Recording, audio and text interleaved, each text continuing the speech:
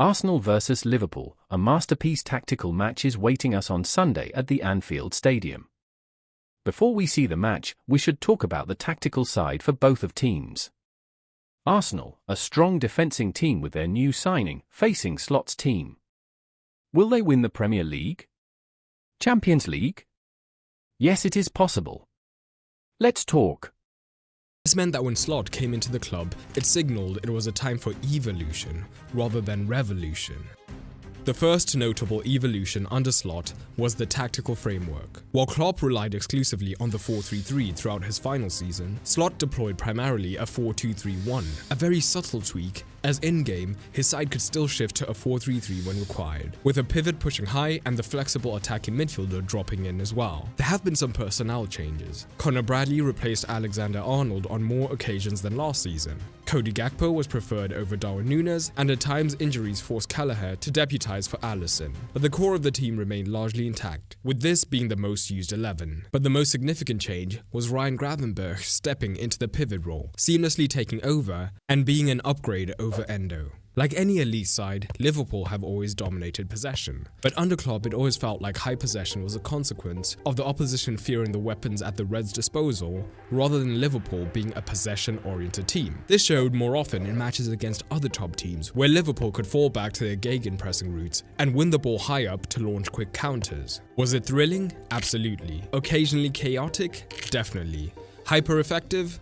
Most certainly. But Slot wondered if he could add a touch more control. The new man made the Reds much more intentionally possession-oriented, particularly when building up from the back. The goalkeeper became a key positional responsibility when facing high-pressing teams, being the functional third man that looked to create the overload in the first phase. But even in open play, the expectation to be slightly safer with the ball was still present within the 4-2-3-1. While Liverpool were still quite vertical, there was a greater emphasis on using the midfield to express that verticality through structured play through the lines. Under Klopp, the search for verticality could, at its best, lead to exhilarating football, with the ball rapidly moving from a harmless position to bearing down on goal in an instant. But at its worst, it could become frantic, with the Reds turning over possession needlessly and frequently. Again, Slot has not ripped out the roots of the team. Verticality is still incredibly important to the side, but rather than bypassing the midfield, the ball goes through the midfield, with the long passes per game for both Konate and Van Dijk falling. Though make no mistake, both can still launch the big switch when it's required. But in controlled possession, the Liverpool formation shifts. The most shocking transformation under Slot has been Ryan Gravenberch. The Dutchman has long been considered a talented prospect, but was either seen as a box-to-box number 8 in a 4-3-3 or the more offensive midfielder in a 4-2-3-1 double pivot. But few would have foreseen him becoming the linchpin as a single pivot for an elite side like Liverpool. Slot saw something in him that many others missed, and where in Klopp's final season, he only made a single appearance in the deeper role, all his performances this season came there. And here he excelled, keeping things simple with his passing, not having a particularly high volume or being particularly adventurous compared to his contemporaries. But he was able to withstand any pressure in these crucial zones with simple one-touch passing to get around the press. Where he has always stood out though is his ability to carry the ball at his feet and take on his man during his more offensive days. He still kept shades of this when he was able to get turned and with a couple of touches breeze past his man and get Liverpool up the pitch. But the reality was Gravenberch was now playing a more withdrawn role, so it wouldn't have made sense for him to take as many risks in possession as he used to,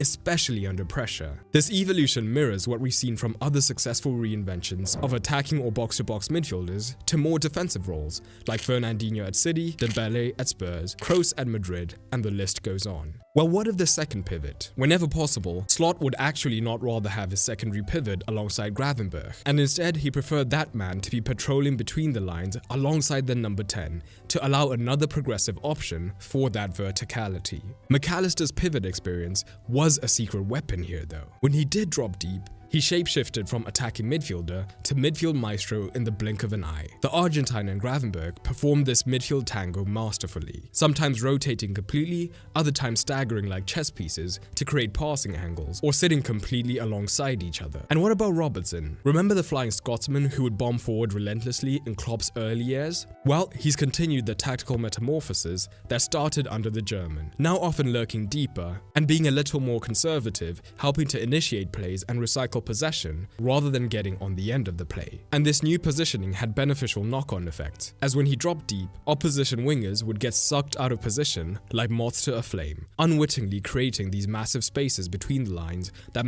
Allister exploits with surgical precision. Or, if he can't get the ball there is still the potential isolation created for the tricky left winger. But the real tactical intrigue lies on the other flank. Despite injury setbacks and those swirling contract rumours, Alexander-Arnold was still Slot's go-to right-back throughout the season, ending it with more starts than Bradley. Much like Robertson, it was a continued progression of what we saw during the late-stage Klopp era. More than ever, we saw Trent abandon the traditional fullback positioning to invert into midfield territories early in build-up phases. He essentially became a hybrid right-back midfield playmaker, sometimes operating ahead of Gravenberch, other times alongside him. This is partly facilitated by the fact that Liverpool now generally have more men higher up the pitch, forcing the opposition midfield to drop deeper and deeper. And now, Liverpool's best passer is in the position to have more time and space for those raking quarterback-style passes that make him so unique. Of all the Liverpool midfielders, he is the man entrusted to play the risky passes that break open the game. But flexibility is key for Slot, so this orientation isn't always fixed, because if the Reds have spotted a different chink in the opposition's armour, Salah might be cutting inside earlier to get close to goal. And in these scenarios, Trent seamlessly reverted to more traditional width-providing duties. It's tactical flexibility at its most beautiful. But here's the thing. When Trent did invert, it allowed Slot's favourite ploy to take shape. One of the reasons he opts for a 4-2-3-1 is the natural 10 hunting for the ball between the lines. Pushing Trent in also allows Allister to certainly join the chaos between the lines, and this has been taken to the next level by the fluidity of the front line. The key comes from the men up top and on the left, and it was usually two of Jota, Gakpo and Luis Diaz. The most important part is all three were remarkably fluid, not only happy to interchange throughout the 90, but crucially whoever was up top was always willing to drop into the midfield, more often than Nunes did, for example, when he started as a forward in Klopp's latter years. And that forward dropping in, well, they can provide a progressive option, particularly when Allister is deeper in the build-up. Or, even when the Argentine was high, the forward is still comfortable dropping deeper to create a complete overload between the lines, or running in behind to push the defenders back and instead grow the space between the lines. All of this meant that Liverpool usually had closer connections in the central midfield, allowing a more pass-oriented attack through the middle of the pitch, due to having so many men there. In contrast to the late Klopp era, where primarily Curtis Jones was often the only man looking to occupy this region between the lines. So now, the Reds were comfortable attacking through the centre, and more importantly, being extremely vertical through the centre, due to the sheer occupation of the central zones. But make no mistake, the talisman was still very much on the right wing, as Salah continued to do what Salah does. The Egyptian tended to hug the width on the touchline in earlier phases, not beginning as centrally as we saw him do in some of the middle phases of his career. But a key role for Salah was still to constantly threaten in behind. The function of these runs in behind was to push the opposing line deeper on the pitch and create more room between the lines as well. But Salah, the model pro, has kept himself in immaculate shape,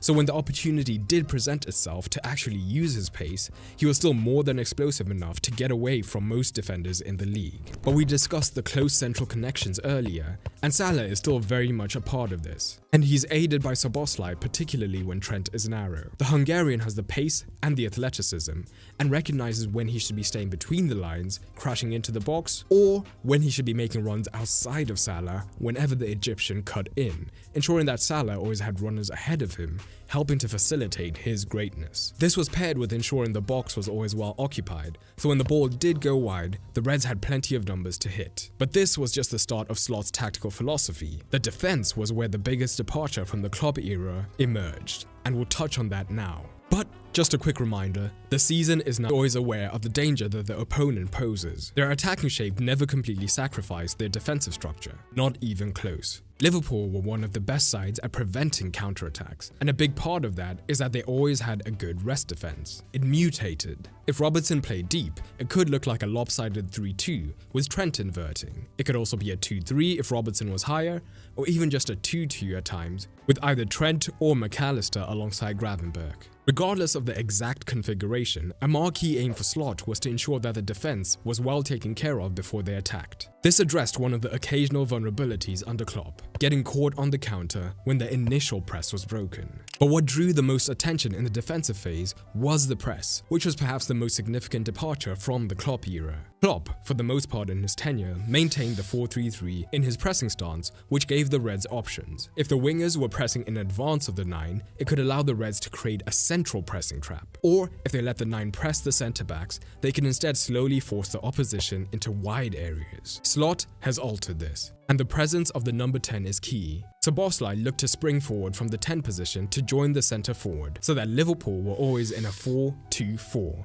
once again giving them options, but different kinds. It could either be a direct press when Liverpool truly wanted to suffocate their opponent, with none of the backline getting any time on the ball as the Reds went man-to-man. But the true aim of the 4-2-4 was to protect the centre of the pitch. Counterintuitively, having one less man in the midfield actually helped protect it. The front four remained relatively narrow, reducing the space between each of the pressing forwards, making it extremely risky and difficult to play through that first line of pressure. And on the off chance that the first pass did come through, Allister and Gravenberch were primed to back up the press, pushing high up onto the pivots. A risk did present itself, with the opposition man potentially getting free behind Liverpool's midfield. But the logic was, if Liverpool's pivots stayed deep, it was much easier for the centre-back to execute a single line break compared to challenging them to complete 2 instead. This was mitigated by Liverpool emphasizing pressing as a unit, so a centre-back was well positioned to jump and join the press on the rare occasions that the double line break occurred. So the main effect of the 4-2-4 shape was that the centre was so well protected that the opposition tended to play wide, which of course became the trigger for the wide pressing trap, as Liverpool would then collapse around the sideline and look to win the ball back. But another differentiating factor between Slot and Klopp was the frequency of the press and the counter-press. The intensity of the Klopp press and counter-press naturally went up and down throughout the years, but for the most part, the intensity was always set to high. When it worked, which was most of the time, it was beautiful chaos, Liverpool swarming the opponent before they even had a chance to breathe. But when it didn't work, it was disjointed, with sporadic pressers looking to apply pressure even when the side was not well positioned to do so. So if one part of the press was bypassed, the shape began to look vulnerable in deeper areas of the pitch. Arne Slot introduced an element of control, with pressing being more strategic. Whenever it was possible and lower risk, Liverpool would still look to swarm the opponent. However, when the press was not on, Liverpool showed a much greater willingness to drop deeper and sit in a more compact shape, usually leaving Salah a little bit higher up alongside the forward, ready to spring forward on the transition. Evolution, not revolution, but perhaps it's actually revolution through